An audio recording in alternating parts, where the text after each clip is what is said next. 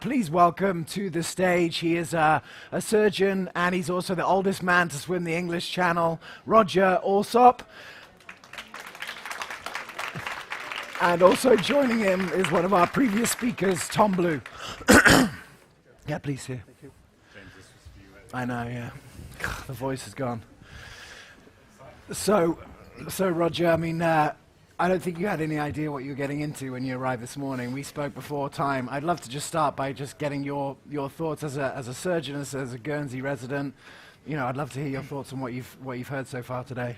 I've been absolutely blown away by the diversity of the presentations and the quality of the presentations. At my age, which is fairly advanced now, there are occasions one has to try to leave the room for essential functions, and I've been scared to miss anything. And it doesn't look as though I'm going to get any food today either, because listening to the conversation, there has been absolute silence during the presentations, and I think we've all learnt a huge amount. It's a very open-minded forum. I'm really loving it. Tom, can I ask you your thoughts from what you've heard today? I mean, we spend our time in functional medicine. I think we've sort of blurred the edges out into some other areas there, and we will continue to blur the edge. What's been your thoughts? Well, we certainly have. I mean, this was an unusual pleasure for me, because normally you have some familiarity with almost all the speakers, but to see how this group has put together such a great but nice sequence of topics, expertise, talent, to sort of build on this story of the journey to 100 and all the various ingredients in that recipe. Unbelievable. I mean, I have to say, I don't know what I expected, but this is more. It was just fantastic. Beautiful. So, Roger, maybe we can start with you. I mean, what we're talking about here is a whole community coming together to solve a big problem. Guernsey, or all the people working at home to do that wherever they are. Is there historical precedent in Guernsey to do something en masse as a sort of a community activism to prolong and change health? There is very much so, in that the Imperial Cancer Research Fund, which is now renamed Cancer Research UK, undertook a study in Guernsey over a 30-year period in the late 50s into the 90s, asking women to volunteer to give blood samples and urine samples to study the incidence of breast cancer and other cancers. Now, only women over the age of 35 were asked to volunteer, but 11,000 of Guernsey women volunteered for this cohort study, and it was a remarkable instance of the community coming together. Everybody helped. They helped to get this going, and there were over 50 research papers published. One of the most important findings was that a woman's lifetime exposure to estrogen is relevant in the incidence of cancer. And that was a very important discovery in the development of a whole range of drugs, which started with tamoxifen in the treatment of breast cancer. Absolutely. To give people an idea of who are at home who maybe haven't been to Guernsey, what does the medical system, because you're a surgeon and training now a retired surgeon, and you're involved, I think, with medicine and some of the governmental level now. What does the medical system look like in Guernsey as opposed to America or the UK? Well, it's different. It's unique. Some of it's good, and some of it's not quite as good as one would like. After the German occupation, when the British government brought in the National Health Service Act, Guernsey decided not to go along that route. And because of that, medicine had been private for a long time. At a primary care level now, still, medicine is private. But it became apparent 25, 30 years ago that specialist care was extremely expensive and could not be afforded by the individual. Specialists separated from the primary care groups, and then it was possible to provide insurance for secondary medical care. And that was a very important sociological step forward, because specialist care is expensive and young families certainly could not afford an ill child or something like that. So that was very important.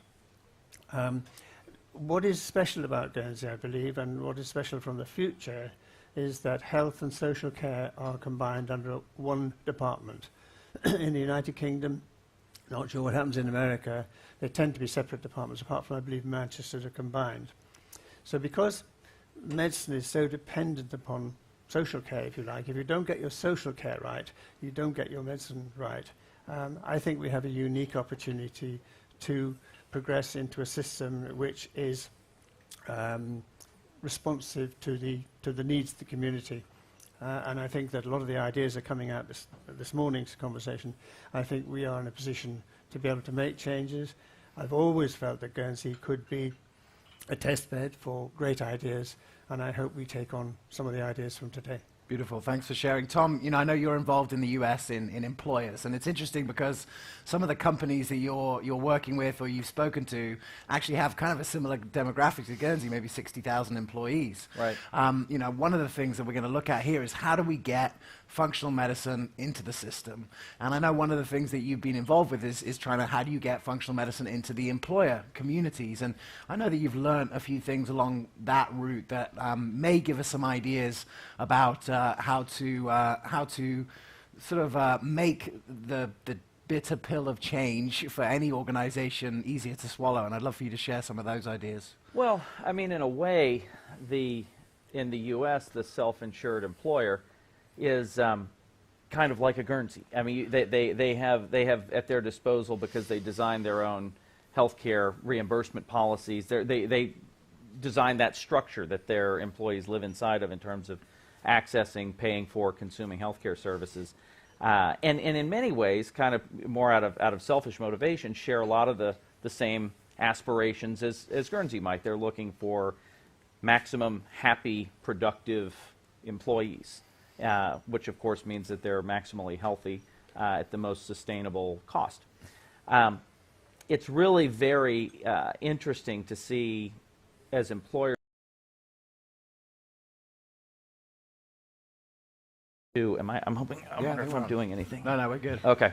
As employers become more conscious of their own potential to affect cost and become activated in that challenge, as of course we're seeing here in Guernsey, they can accomplish some great things. And it starts with, as I'd mentioned earlier, sort of changing the nature of the primary care that employees have the opportunity to access, and move away from what I would submit is probably the single greatest cost driver in healthcare, which is symptom suppression medicine, and move toward approaches that allow employees and their spouses and dependents to sort of access and resolve and identify the underlying causes of health problems.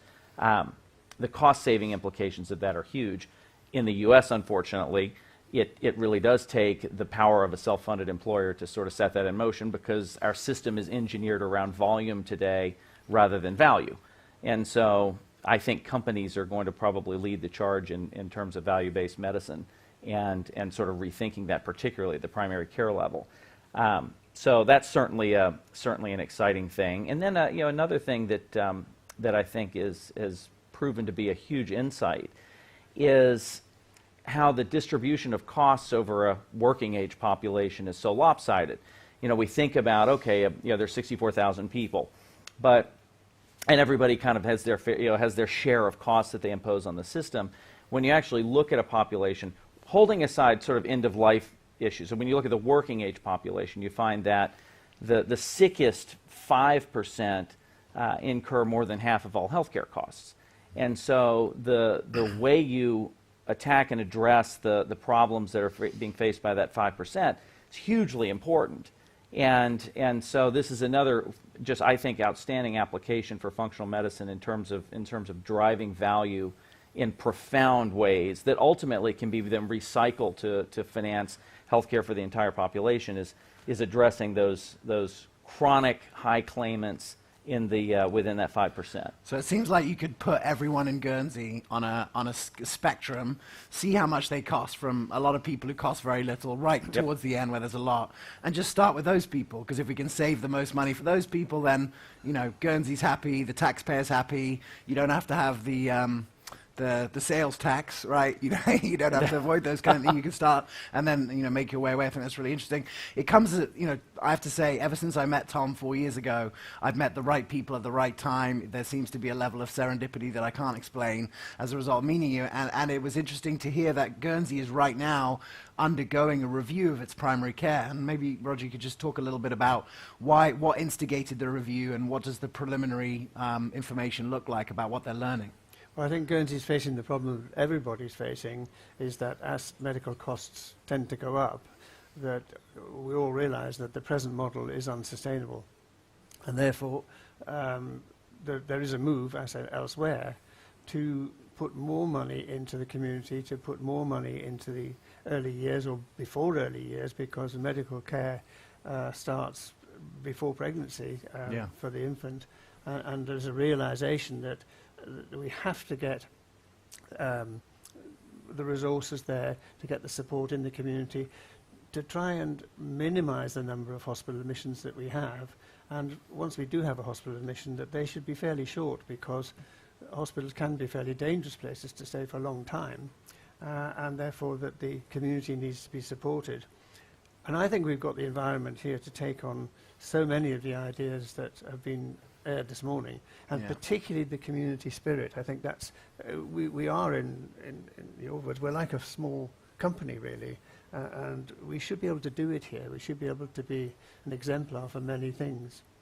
You know, on the slides earlier, I think there was talking in Guernsey about participation in the church and participation in sports teams as the two major ones. I'd love to hear, where do you think that we can build these communities around? It seems like there needs to be something in the middle that's bound it. Tom and I have been, you know, working to build it maybe around medical practices, particularly the functional medicine doctor, you know, in private practice, which I believe the private, you know, the primary care doctors are here, actually sort of have an economic incentive to build these community structures around them, because they know that if they add a lot of value to these people, you know, through, let's say, a community cooking class, you know, they're going to end up thinking, well, I'm going to go to this doctor, you know, when I need my primary care. Are there other areas that you could see that we could sort of build these communities around in Guernsey, where either nothing has happened or you see potential for community building? I see lots of potential in Guernsey for almost everything, and I think it's the people of Guernsey themselves that will drive this. I'm sure the doctors will be supportive, but in a way, we have similarities to the American system in that we're treating disease. We're not promoting the health, and I'm absolutely convinced that if we allow people to make their choices, and we help them with their choices, we don't dictate to them, but as we heard this morning, if we make wellness a skill, that's the attitude that we need, and we need to be working together so that we as a community can survive and afford the costs that we need to spend on those who will become sick, or some people will really need the money. We need to try and be as frugal as we can by preventing as much as we possibly can. Yeah, going upstream. Tom, what are some ways that you've seen in like a corporate environment to actually get participation in whatever the new plan might be? You know, it's interesting. As the more I've thought about it, the more expansive the array of possibilities are for the way people find a mutual connection that they might define as community. I mean, it could simply be living on the island of Guernsey as a commonality, and you could build community and momentum around that. It could be, as we see in the U.S., religious practices with cost-sharing groups. You know, clearly that like-mindedness forms community. I think you've had some really fascinating ideas around forming community around particular health value systems and wanting to be a part of a risk pool, so to speak, consisting of that. To me, the more interesting thing is what we've also witnessed that absolutely destroys and flips the positive behavior from all the wonderful aspects of community in terms of reciprocity, mutual aid, sustainability that we've seen, into bizarrely the opposite, which is, I think, what we've seen in the resentment in the U.S. anyway toward the payer system. There's, you know, when the CEO makes $100 million and someone's, you know, cancer claim gets rejected, and the opacity around how those interests are or are not aligned, how decisions are being made, And it's really, I mean, it's just, to me, moving from sort of the conventional insurance system into a cost-sharing community. Even in myself, I can't believe the difference in stewardship that I feel because of the mutual accountability with the administration of that system. I understand there. I mean, what's the difference between insurance and a cost-sharing community? Everyone's throwing money into a pot. The pot's paying expenses. The difference, I think, may have a lot to do with that mutual accountability and the transparency and the that empowerment of the community to shape the policies of the healthcare finance engine.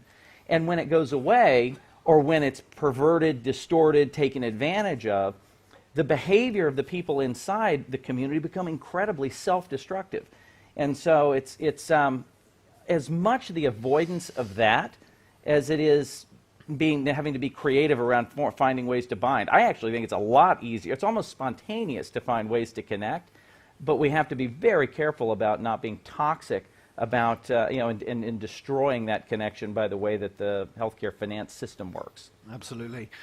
You know, this journey to 100, the reason why we called it a journey, at one point we were going to call it the race to 100 because we wanted to kick off a race where all different countries would like battle against each other, and maybe Guernsey could win, but maybe Dubai would win, and you know, that kind of thing. So, but I think journey is a lot more appropriate because it's really a hero's journey. Roger, you made a hero's journey across the channel, you know, swimming across it. Are there, how do you do something this difficult, this long, this taxing? What can we learn from your experience there on how we can move forward together? I think I was lucky in that I've enjoyed good health throughout life. But I had a cause, and we have been very much involved in proteomic research at Southampton and Manchester. And I knew that if I got across the channel that second time to be the oldest in the world at that time, that we would be able to fund a program of proteomics, which I hoped, and I still believe, Guernsey will be involved in the same way as we were involved in breast cancer research. I believe in proteomics we can have the same ongoing cohort involvement, which would involve genomics and proteomics and the incidence of disease in Guernsey or illness.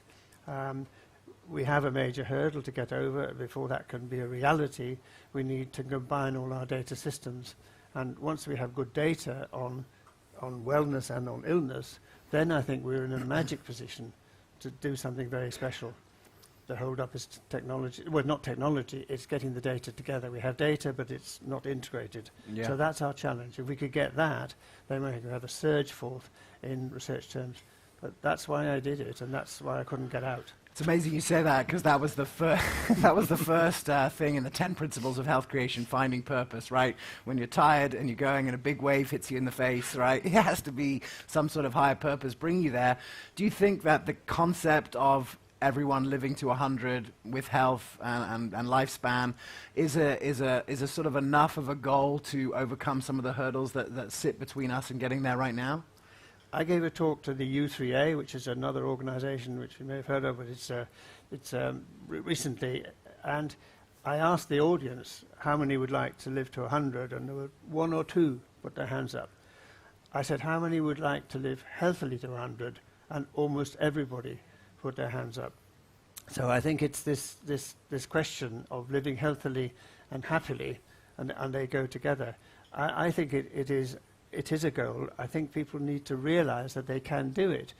The image of older people has not been helped by many factors, really.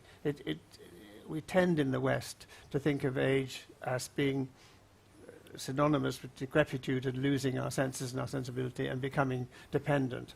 Other nations have different attitudes, and in Japan, where many people reach 100, the elderly are revered.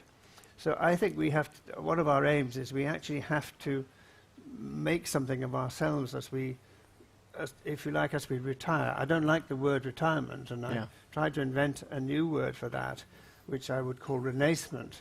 It's a renaissance, it's a rebirth. When you retire from your day job, if you like, it's a huge opportunity to really look at things and to pay attention to other people, to health, and to regenerate yourself.